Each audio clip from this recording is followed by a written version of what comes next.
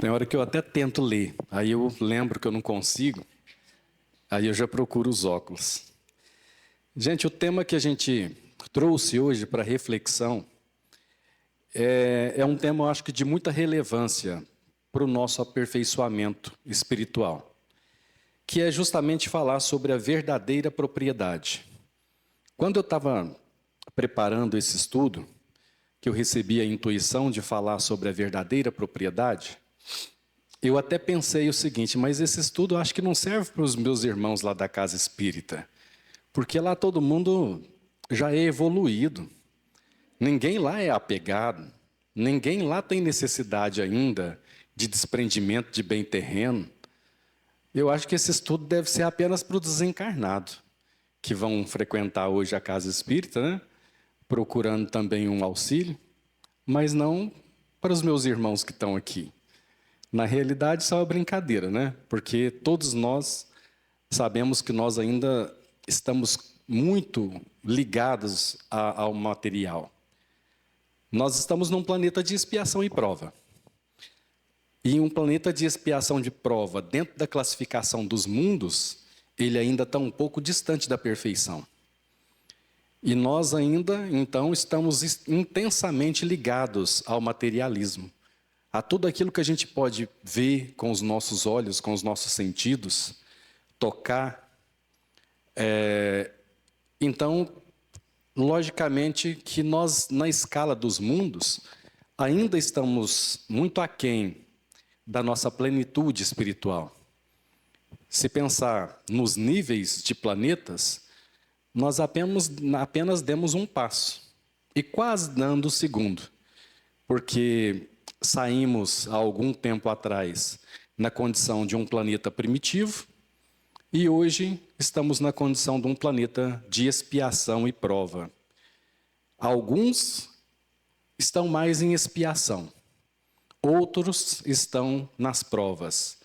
Qual que é a diferença, hein? De uma coisa para outra? Às vezes, nós espíritas temos o hábito de imaginar que são sinônimos, expiação com prova. E, na verdade, não são sinônimos.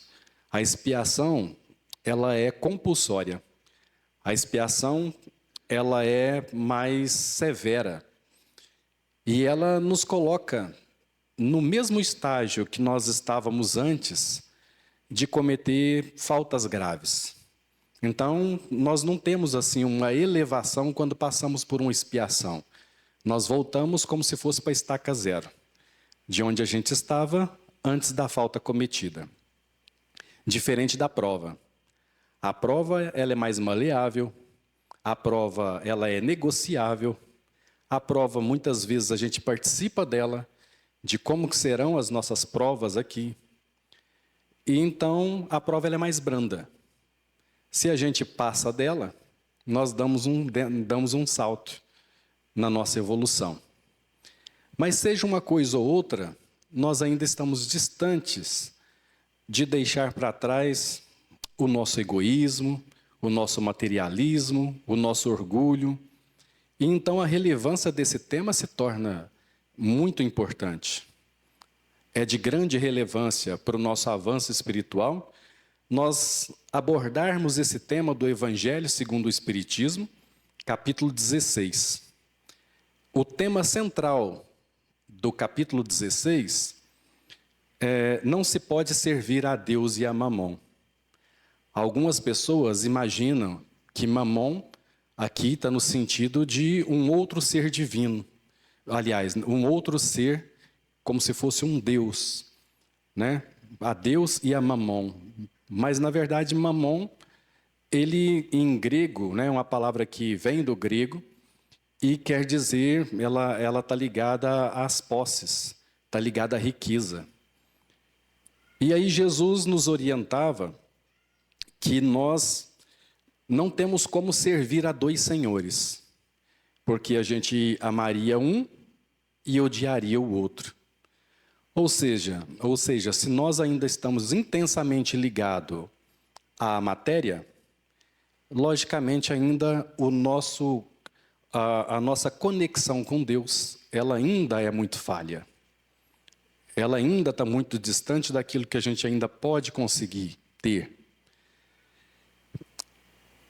E também é interessante nós comentarmos que esse capítulo está muito próximo do outro capítulo que vem logo a seguir, capítulo 17, Sede Perfeitos. E não é por acaso que ele foi compilado, que foi organizado. Primeiro capítulo, né, não se pode servir a Deus e a Mamon. E depois o capítulo Sede Perfeitos, no capítulo 17, especialmente no item 3, quando fala do homem de bem, com todas aquelas características que nós ainda não temos, mas que teremos. Como diz um amigo nosso, características que nós não temos ainda, né? Mas teremos um dia. Então, o capítulo 17, Sede Perfeitos, no item 3, onde fala do homem de bem, ele traz uma lista enorme de virtudes que nós ainda precisamos conquistar. E nesse capítulo 16, ele deixa claro que para a gente chegar à condição do homem de bem, nós vamos precisar primeiro passar por esse daqui, que está no capítulo 16, falando da verdadeira propriedade. De nós entendermos o que é de fato importante para nós. Nós vivemos numa sociedade onde nós valorizamos muito a posse. Nós valorizamos a posse e valorizamos as pessoas que possuem. Então, nós valorizamos as pessoas que possuem muitos bens, nós valorizamos as pessoas que possuem muito dinheiro, muitos recursos, nós valorizamos os títulos. Às vezes a pessoa, né, bate no peito para falar, né, eu sou mestre, eu sou doutor, eu sou, né, algo que o título terreno nos concede de visibilidade no plano terreno. Nós ainda valorizamos muito o status, nós valorizamos muito a aparência, porque hoje nós estamos vivendo um período em que parecer ser se tornou mais importante do que de fato ser. Ou seja, há muitas pessoas que parecem ser um homem de bem. Há muitas pessoas que parecem ser uma pessoa honesta. Há muitas pessoas que parecem ser um bom pai, ser um bom profissional. Então, nós estamos acostumados a viver numa sociedade onde nós passamos um verniz das virtudes. Um verniz. Mas que, na realidade, na maioria das vezes, são virtudes que a gente ainda não conquistou. Extremamente preocupados também com a aparência física externa e com o reconhecimento. Especialmente no mundo da era digital, onde nós avaliamos a importância das pessoas no nível de seguidores, no número de seguidores que essa pessoa carrega. Então, se a gente olha, por exemplo, alguém que tem muita visibilidade na internet, a gente costuma dar uma enorme importância para ela, porque ela tem milhões de seguidores. Mas aí a gente vai ver o que essa pessoa posta de conteúdo, quais são os frutos. E aí, quase sempre, a gente percebe que o conteúdo ele é vazio de algo que realmente vai servir para o nosso crescimento espiritual. Eu falo isso com base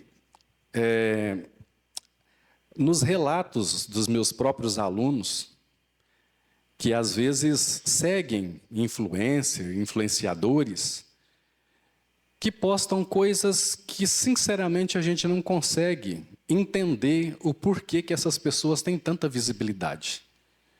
Mas tem. E a gente dá importância para essas pessoas.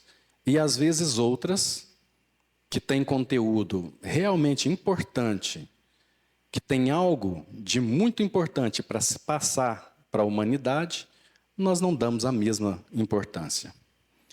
Então, nós vivemos numa sociedade em que nós preocupamos muito mais com a folhagem do que com os frutos. E aí eu recordo de Cristo, quando em Mateus, capítulo, eu não lembro agora se é o capítulo 7, item 16 a 20, em que ele fala que reconhecereis a árvore pelo fruto. Mas nós não estamos muito preocupados com o fruto. Nós estamos preocupados com as folhagens. E há pessoas que têm apenas folhagens, não têm o fruto para poder oferecer. E esse das folhagens é exatamente aquilo que a gente acabou de dizer do verniz, que a sociedade às vezes passa, para que nós possamos aceitar de que pessoas podem ter a sua importância avaliada no parecer ser, não exatamente no ser. Só que o Espiritismo nos convida a uma reflexão mais profunda. Como sempre, a doutrina espírita, ela nos convida para uma reflexão mais profunda. E aí vem a pergunta: o que realmente nos pertence? O que é realmente a propriedade? Quando nós deixamos o corpo físico, o que é que nós levaremos? O que nós deixaremos? E aí eu peço licença a vocês para fazer aqui uma pequena leitura, juntamente com reflexões, do item 9, desse capítulo 16, a verdadeira propriedade. O homem não possui de seu, senão aquilo que pode levar desse mundo. O que encontra aqui chegando e o que deixa partindo, usufrui durante sua estada. Mas como é forçado a abandoná-lo, resta apenas o gozo, o uso, e não a posse real. Então o que ele possui? Nada que é do uso do corpo. Tudo que é do uso da alma. Olha só, nada que é do uso do corpo. Tudo que é do uso da alma. Então quer dizer que o que nós levaremos com a gente? A inteligência a gente pode levar? Pode. A gente não vai levar os títulos, mas a inteligência a gente leva. Porque é algo que a gente adquiriu. Isso é nosso, isso a gente leva.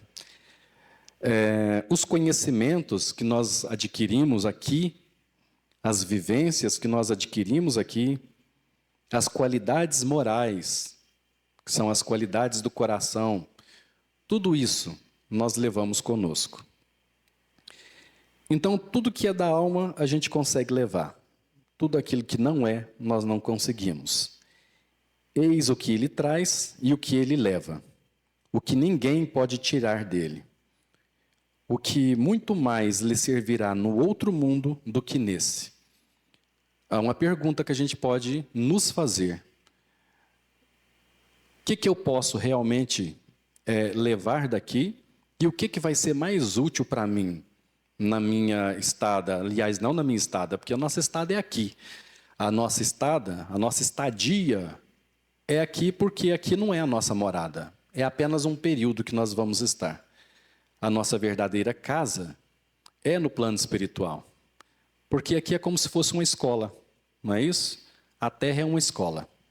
A gente vem, faz o nosso estágio, aprende um pouco, paga um pouquinho e retorna para a nossa verdadeira casa. Então, tudo aquilo que ninguém pode tirar da gente é o que vai servir a gente no outro mundo, no plano espiritual. E depende de cada um de nós ser mais rico na nossa partida do que quando chegamos. Ou seja, nós encarnamos e não podemos retornar à pátria espiritual da mesma maneira que chegamos aqui. Precisamos voltar com a bagagem um pouco melhor. Precisamos voltar com as qualidades do coração reunidas porque é isso que vai nos trazer um conforto e nos trazer uma paz de espírito no plano espiritual. Eu sempre costumo dizer e lembrá-los de que Deus não condena e nem privilegia ninguém. Porque se assim fosse, ele seria parcial. Eu escolho, por exemplo, a Sandra para tudo dar certo na vida dela, e eu escolho, por exemplo, a Bruna para tudo dar errado na vida dela.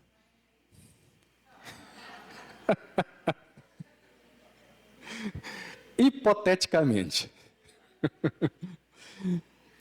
Então, se Deus fosse assim, ele não seria Deus. Há necessidade para que seja um Deus, que ele seja imparcial. Então, todo mundo tem o mesmo ponto de partida e nós todos teremos o mesmo ponto de chegada. O ponto de partida, primitivo. Todos nós nascemos da mesma forma. Simples e ignorante. Ignorante no sentido da falta do conhecimento e da vivência que nós ainda vamos adquirir com as diversas existências. Porque é certo dizer que nós só temos uma vida, mas essa vida, ela é repleta de existências. Muitas existências. Cada uma delas, a gente vai conseguindo conquistar determinadas virtudes, para que a gente possa realmente chegar nessa plenitude que a gente espera. E aí o Evangelho ainda fala para a gente que a nossa posição futura depende do que a gente tiver adquirido de bom. E ele dá um exemplo. Quando um homem viaja para um país distante, ele leva tudo aquilo que é necessário, tudo aquilo que ele vai usar naquele país. Então, se a gente vai fazer uma viagem para um país que é frio, se a gente vai, por exemplo, para a Suíça, nós vamos ter que colocar na mala coisas que a gente vai ter que usar lá. E se eu for para um país tropical como o nosso, quente, eu também vou ter que colocar as roupas e os utensílios que vão ser necessários para essa viagem. Da mesma maneira, é a nossa vida futura. A gente tem que colocar na nossa mala tudo aquilo que a gente vai usar no outro mundo, nessa viagem.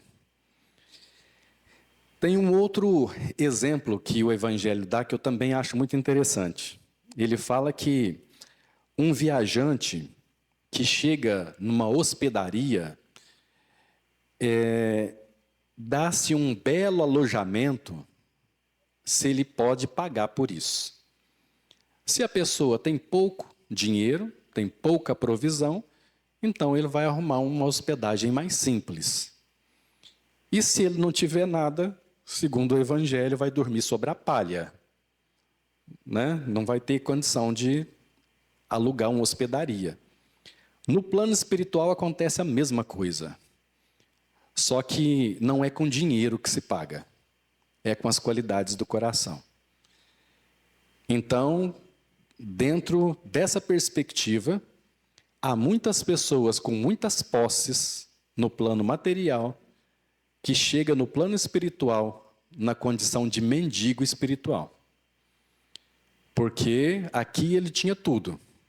Tinha bens, tinha status, tinha seguidores, tinha reconhecimento do público, às vezes uma boa aparência, tinha títulos, mas do outro lado, ele chega e não tem nenhum tipo de reconhecimento com essas qualidades que ele achava que ia conquistar um bom lugar do outro lado.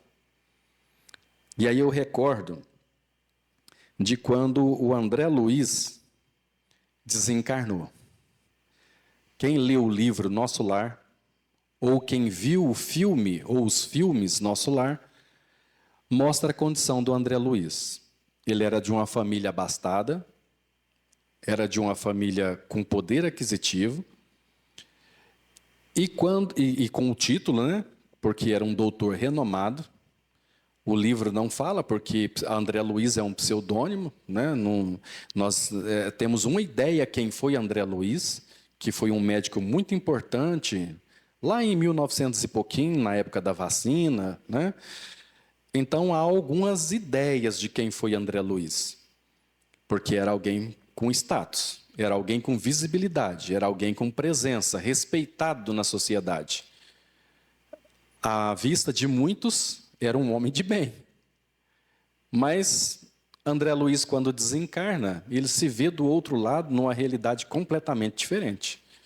E viu pessoas que estavam socialmente muito abaixo dele, numa condição espiritual muito melhor. E aí faz a pessoa repensar o que realmente é a propriedade, o que realmente tem valor. Qual que será a nossa verdadeira riqueza, então? Jesus nos ensinou: ajuntai os tesouros do céu, no céu, onde nem a traça e nem a ferrugem os consomem. Essa frase resume perfeitamente o tema dessa noite. Porque o conceito humano que a gente tem de propriedade é exatamente esse: casa, carros, bens, terras, dinheiro, empresas, roupas, joias, tudo isso a gente entende como propriedade. Para a maioria das pessoas, é tudo que sonha para a vida. E será que foi sempre assim? Será que teve alguma ajudinha com parte da espiritualidade negativa para fazer com que nós nos tornássemos pessoas tão insensíveis e tão materialistas? Bom, na questão 621 do Livro dos Espíritos, Allan Kardec faz uma pergunta aos imortais: os espíritos influenciam em nossa vida? E a resposta é muito clara: mais do que pensais. De ordinário, são eles que vos dirigem. Tá, então a forma como que a gente pensa hoje, a maneira de como que a gente vive hoje, será que tem alguma influência também por parte dos espíritos? Tem. Mas ela é boa ou ela é ruim? Aí depende, meu amigo. Depende. Tem uma frase que as pessoas antigas gostam de dizer o seguinte: diga com quem andas e eu te direi quem és. Na doutrina espírita a gente pode inverter essa frase. Poderíamos dizer: diga quem és e eu te digo quem é que está andando com você. Então, se nós temos, e o Haroldo sempre comenta sobre isso, que a espiritualidade, por exemplo, negativa, no caso da obsessão complexa, obsessão coletiva, eles não vão conseguir incutir um pensamento na coletividade em algo que a coletividade não queira, mas eles podem assoprar a brasa. Pega algo que já é da nossa vontade, algo que é do desejo comum, e assopra a brasa. Mas quando é que assopraram essa brasa? Depois da Segunda Guerra Mundial, a economia estava em colapso no mundo. E estava tendo um problema enorme de superprodução, especialmente nos Estados Unidos. E aí eles precisavam fazer as mercadorias circularem, já que tinha um problema de superprodução. E aí tinha um pensador, um analista de vendas, chamado Victor Lebow, e ele escreveu de que a economia americana, ela precisava fazer circular a mercadoria. Então precisava transformar o consumo, no estilo de vida. Era necessário transformar o consumo em estilo de vida. Que as pessoas se sentissem realizadas espiritualmente no consumo. e que pudessem também se sentir preenchidas em seu ego no consumo. Isso é muito sério, porque foi colocado na nossa cabeça de que nós seríamos felizes se nós pudéssemos consumir. E que a importância de uma pessoa seria estritamente relacionada ao poder de compra dela. Com isso, eles também utilizaram daquele sonho americano de que quanto mais você comprasse, mais feliz você seria. Interessante, porque há alguns estudos que falam, inclusive nos Estados Unidos, há um estudo que foi feito que fala que o pico da felicidade no mundo foi 1950. Depois de 1950, a felicidade do ser humano começou a declinar. Justamente quando essas ideias começaram a fazer parte da população mundial, em todos os países do globo, de que a nossa felicidade estava relacionada ao consumo. Quanto mais eu consumir, mais eu vou ser feliz. E aí eu sempre gosto de lembrar também dos livros do Augusto Cury, que ele pega e fala que, dentro dessa perspectiva, nós seríamos a sociedade mais feliz que já pisou aqui na Terra. Porque a gente tem tudo que os nossos antepassados não tiveram. Nós temos tecnologia, nós temos shopping, nós temos carros velozes e tecnológicos, nós temos smartphones, nós temos a internet, a gente pode conversar com uma pessoa do outro lado do mundo em tempo real e de vídeo. Então, por que o ser humano anda tão triste? Não era para a gente ser muito feliz? Nós temos tudo que os nossos antepassados não tiveram. Mas a partir do ponto que a gente colocou como prioridade a posse, a partir do ponto que a gente colocou como prioridade os bens materiais, a nossa felicidade começou a declinar. Porque nós deixamos coisas para trás, damos menos importância para coisas e passamos a amar. Aliás, nós demos menos importância para pessoas e passamos a amar as coisas. E com isso a nossa felicidade foi declinando. Então o conceito que a gente tem de propriedade está muito relacionado a esse consumo. E o mundo material nos ensina que quanto mais você possui, mais importante você é. Mas aí a gente observa, ninguém permanece aqui para sempre. Ninguém. Cada um de nós temos um tempo para ficar aqui, na Terra, encarnado. E nós acumulamos tanta coisa e não levamos nada. Mas o mais triste é que cada um de nós temos consciência disso. Cada um de nós temos consciência de que nós viemos e não trouxemos nada. E de que nós voltaremos e não levaremos nada. E mesmo a gente tendo essa consciência, a gente ainda assim dispensa toda a nossa energia e todo o nosso tempo atrás de coisas que nós não levaremos.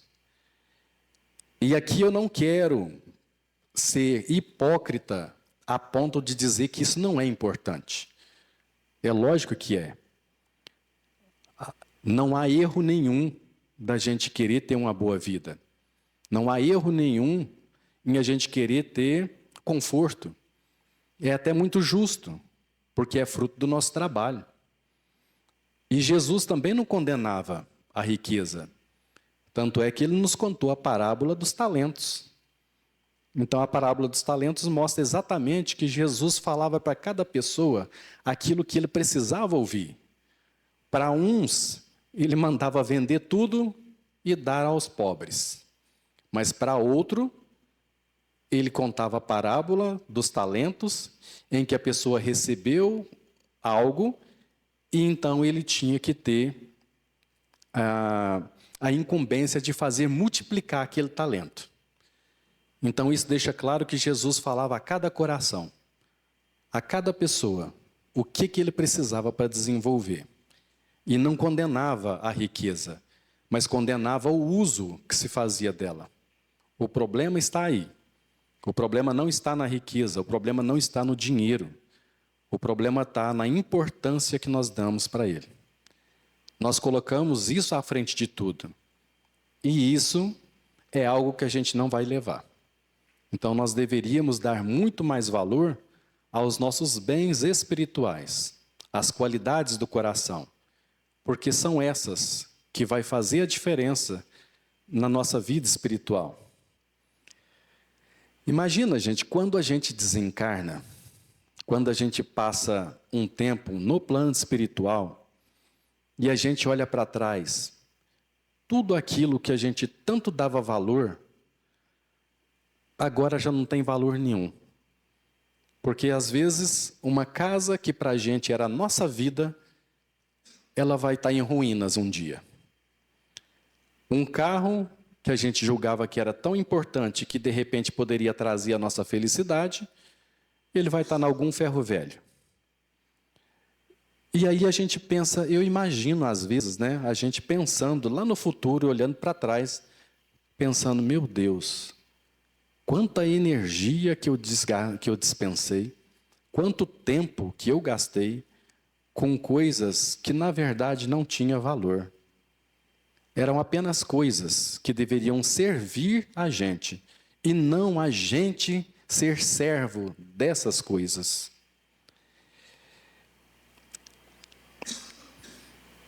O corpo, ele envelhece, porque também há hoje, né, o materialismo não é apenas com coisas externas, com casa, com dinheiro. O materialismo é tudo aquilo que a gente pode tocar.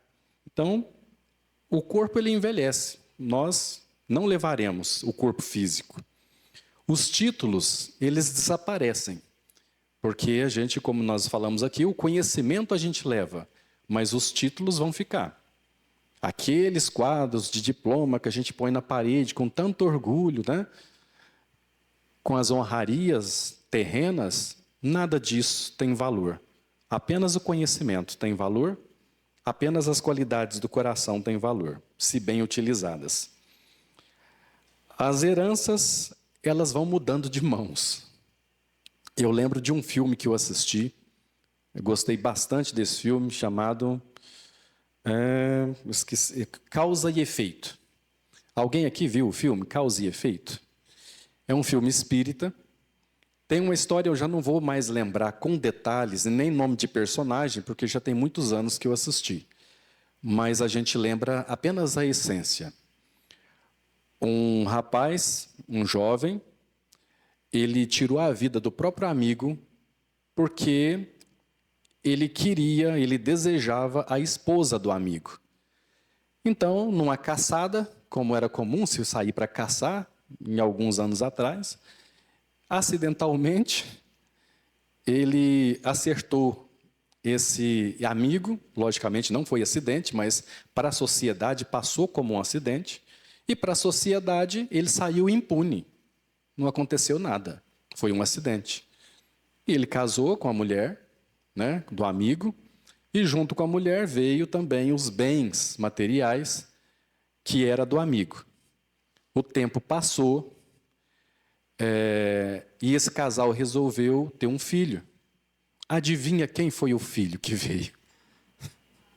O rapaz, o amigo que ele havia tirado a vida. E o menino não gostava dele de jeito nenhum. Desde pequenininho, o menino olhava para ele e rejeitava ele. E ele não conseguia compreender o porquê que aquela criança não gostava dele. Quando foi mais tarde, a criança cresce, vira adulto.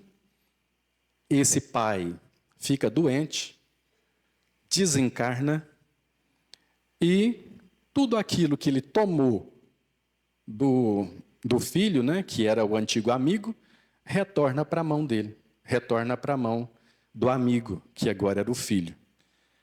E quando eu vi esse filme, eu lembrei também de um ditado muito antigo, que a minha avó fala sempre, que o alheio chora o dono. Ou seja, voltou para a mão de quem era.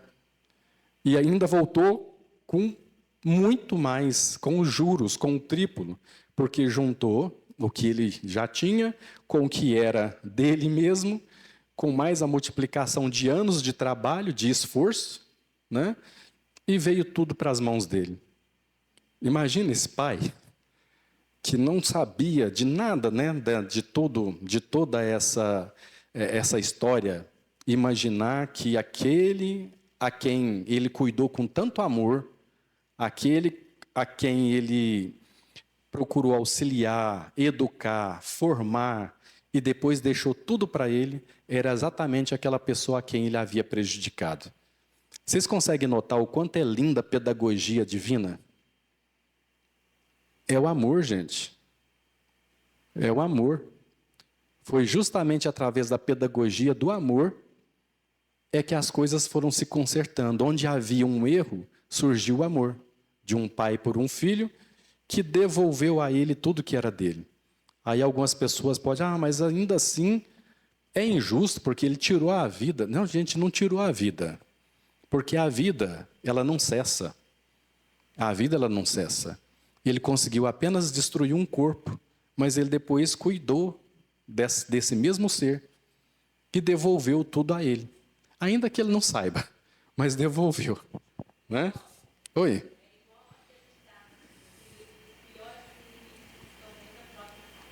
Exato, os piores inimigos estão dentro da própria família. E aí eu vou lembrar de novo uma fala do Cristo. Reconciliai-vos com os seus adversários, enquanto estás a caminho com eles. Aí, quando Jesus falou isso, reconciliai-vos com os vossos inimigos, com os vossos adversários, enquanto estás a caminho com ele não estava falando de alguém distante. Ele estava falando de alguém muito próximo a gente, que a gente está a caminho da pessoa que está do nosso lado, às vezes dentro da nossa casa, mesmo teto. E aí, olha a oportunidade que a gente tem de reconciliar com o nosso adversário. E muitas vezes também nós deixamos essa oportunidade passar. Oi. O filme, esse que eu falei, Causa e Efeito. Causa e Efeito. Então, a morte física, ela é uma grande reveladora da verdade espiritual. A morte do corpo, ela revela a nossa verdade espiritual, porque nós vamos nos deparar com quem nós somos de fato. Não vai adiantar se a gente teve uma vida de verniz social, uma vida apenas de folhagem, não vai adiantar, porque nós podemos enganar aqui na Terra.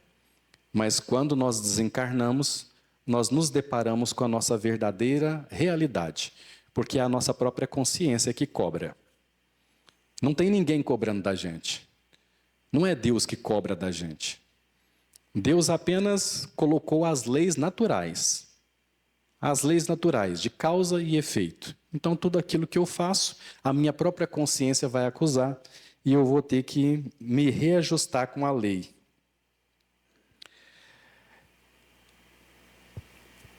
O espírito, então, ele chega com determinada bagagem de outras existências, mas precisa retornar à pátria espiritual sempre melhor do que quando chegou. Quando nós viemos, nós trazemos com a gente muitas dificuldades, trazemos ainda muitos vícios, e o nosso papel é, ao longo de cada existência, ir conseguindo conquistar algumas virtudes. Então, nós podemos dizer o que nós realmente possuímos. Bom, nós levamos todas as nossas virtudes. Pode não ter muita, mas nós levamos. E para cada virtude que a gente conquista, a gente precisa deixar um vício para trás. Porque vício e virtude são opostos, né? São contrários. Há algumas pessoas, por exemplo, que até não concordam, mas o vício, ele é do fraco. A virtude, para a pessoa conseguir conquistar virtudes, precisa de uma fortaleza. Precisa ser uma fortaleza para a gente deixar alguma coisa, um velho hábito que de repente tem encarnações sucessivas que a gente comete, para conseguir mudar esse hábito, quebrar esse padrão e ali onde existia um vício, nasceu uma virtude. Mas depois que nasce também, já não tem mais como retroceder. Cada espírito que alcança, por menor que seja, um grau de elevação, ele já não perde mais. Os conhecimentos adquiridos nós levamos, as experiências, o amor desenvolvido nós levamos, todo o amor que a gente consegue conquistar aqui na Terra, esse nós levamos conosco, e o bem que a gente faz, segundo o próprio, não lembro agora se é o Emmanuel, ou se é o André Luiz, acho que é o Emmanuel, que diz que todo o bem que a gente faz é o nosso advogado pela eternidade. É o Emmanuel, Tiago? É, né? É o nosso advogado pela eternidade. A evolução moral, todo o bem que a gente pratica, tudo isso permanece conosco eternamente. Então, a nossa verdadeira propriedade é a paz interior. Mas essa paz interior, para a gente conquistá-la, é preciso a conquista das virtudes. Quanto que eu consegui desenvolver nessa existência? É importante a gente fazer esse balanço, olhar para trás e tentar entender, tentar compreender e tentar perceber se eu dei alguns passos adiante ou se eu continuo estacionário. Essa receita, inclusive, é do Santo Agostinho, né? De quando a gente deitar, fazer uma análise com a nossa própria consciência se nós somos melhores do que no dia anterior. Se nós deixamos de praticar o bem a alguém, se nós deixamos a oportunidade de ser útil. Então, esse tipo de balanço interno, que não precisa ninguém apontar o dedo para nós mesmos podemos fazer, nós precisamos realizá-los. De preferência, dia a dia. Quanto que eu consegui perdoar? O quanto que eu consegui servir, já que Cristo, que é perfeito, governador espiritual do planeta Terra, diz que veio para servir. Então, imagina a nossa condição. Por que a gente quer ser servido? Quantas lágrimas que eu enxuguei ao longo dessa minha existência? Quantas lágrimas que eu consegui enxugar? Quantas pessoas que eu consegui fazê-las levantar? Tudo isso são perguntas que nós podemos fazer a nós mesmos, para a gente saber se a gente está caminhando ou se a gente permanece estacionário. E esses são os tesouros reais, que a gente pode, por exemplo, conquistar através da humildade, da paciência, da bondade, da fé, do equilíbrio e, logicamente, da caridade, já que a caridade é o amor em movimento, né? O nosso tempo está vencendo e eu precisava passar um vídeo para vocês que eu falei que talvez eu não passaria, mas aí eu fui interpelado pela amiga Soraya e falou, então por que você não começa mais cedo e passa o vídeo? Aí eu vou, então, passar o vídeo. Eu acredito que tem muito a ver, né, com o tema que foi abordado essa noite e vai contribuir com o nosso estudo.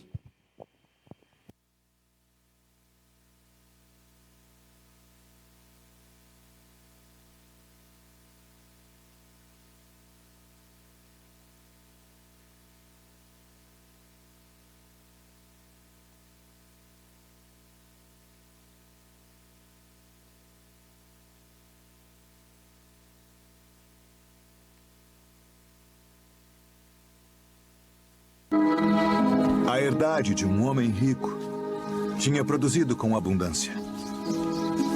E ele arrazoava consigo mesmo, dizendo: o que farei? Não tenho onde recolher os meus frutos. E disse: farei isto.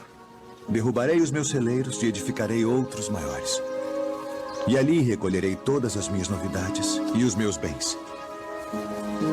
E direi à minha alma: alma, tens em depósito muitos bens para muitos anos. Descansa. Come. Bebe e folga. Mas Deus lhe disse: louco, esta noite te pedirão a tua alma. E o que tens preparado, para quem será?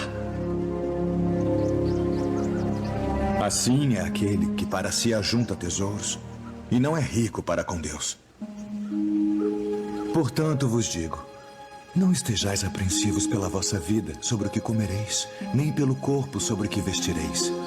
Mais é a vida do que o sustento, e o corpo mais do que as vestes. Considerai os corvos,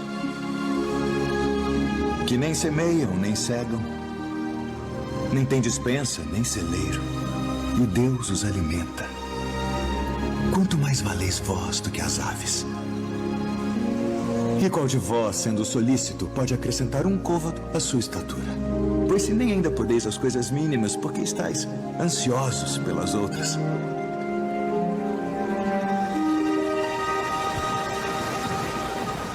Considerai os lírios, como eles crescem. Não trabalham, nem fiam, e digo-vos que nem ainda Salomão, em toda a sua glória, se vestiu como um deles.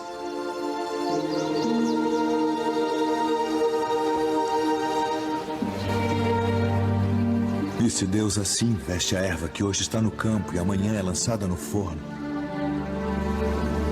quanto mais a vós, homens de pouca fé. Não pergunteis, pois, que haveis de comer, ou que haveis de beber, e não andeis inquietos. Porque as nações do mundo buscam todas essas coisas, mas vosso Pai sabe que precisais delas. Buscai antes o reino de Deus.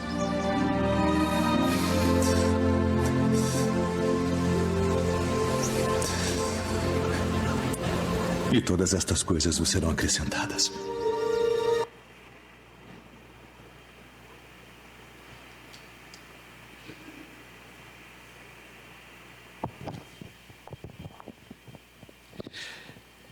Vocês viram a fala do Cristo? Buscai primeiramente o reino de Deus, e todas as outras coisas vos serão acrescentadas. Então aí ele deixou bem claro qual que deve ser a nossa prioridade. E também deixou claro que ele não condena a riqueza, porque ele mesmo disse, né?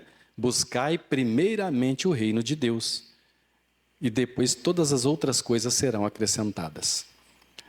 Bom, alguém tem alguma pergunta ou alguma contribuição para o nosso estudo de hoje, para o nosso estudo? Não? Ninguém?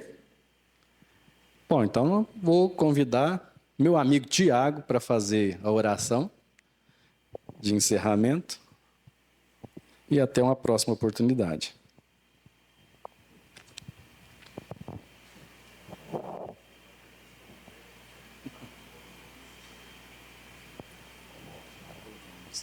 Tem que parar. Você pensa o tempo todo nessa frase.